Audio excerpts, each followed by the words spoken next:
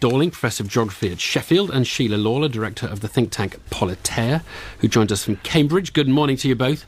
Good morning. Good morning. Danny, we're different to Germany, aren't we, in this country? Basically, it is a rather sort of hub nation. We have a big city that is a kind of disproportionately strong economic force in the country, rather than dispersed cities. We're rather like Germany might have been if it hadn't lost the war. I mean, if Germany had won the war, Berlin would be the hub, and we would look similar to that. The High Speed 2, I think that the remarkable thing about it is, why has it come so late? Japan has had this for decades, Western Europe has had these kind of things for decades. But the shape of High Speed 2 is a line coming out of London, which then divides at Birmingham. It's very London-centric, and that fits the pattern of Britain becoming more and more London-centric, less dispersed, more concentration in the capital and the south-east. Just briefly, what would you do? Would you do something else instead, or are you in favour of High Speed 2? I think the remarkable thing is it's come late, and I've got no objection to it, but the question is, why just this one? Why don't people talk about Newcastle through to Birmingham down to Plymouth, all the other hubs you could have? But east-west is the obvious one, isn't it? I mean, because it just takes it's quite thin, really, Britain, and it seems to take quite a long time to get between one side and the other.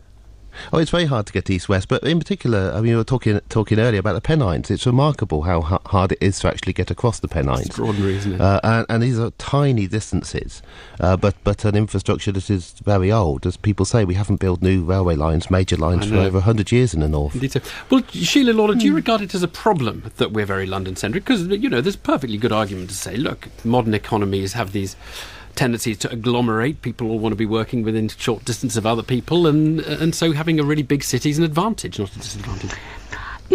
I don't think it's a problem, Evan. When you think of how patterns of industry and production change over centuries, really, up to the 19th century, 18th and 19th, the North was a powerhouse for what Britain was very good at doing. It was very good at manufacturing. It used coal mining, made ships, produced textiles, imported and exported to the great ports of the northwest and the northeast.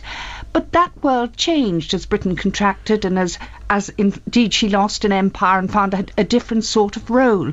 And now we look at the pattern and we see that really most people are employed in what are called small and medium-sized businesses, and we have a different shifting pattern. But one pattern has remained, and that is that England has remained a trading country. And if you look at the City of London, which is a terrifically big indicator of what Britain is good at, exporting and importing. In this case, it's financial services, not industrial services. What would you do with the rest? I mean, it's one thing to say, well, look, London's a great new thing, and that's where it's all at. But what would you do with the rest of the country then, Sheila Lawlor?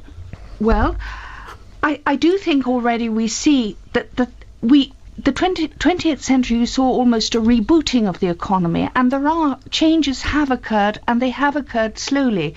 Now, it's a matter of whether things will now take off with manufacturing in both the northwest and the northeast, and I think the revival of port trade based on container ports, at the car industry, manufacturing to a wider world.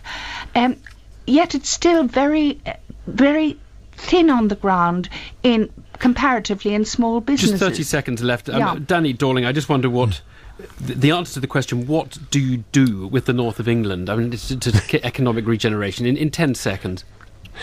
You realise that the north of England is a wonderful place and a great resource, and if you discard the north of England, you're going to make life in the south-east and London ever more crowded, ever more uncomfortable, and ever harder. A more distributed country would be a happier country, both south and north. Danny Dorling, fantastic work there. Sheila Lawlor, thanks very much. What a nice upsum. Our editors, Heba Ayub and Serene Baines. From Evan and from me, good morning.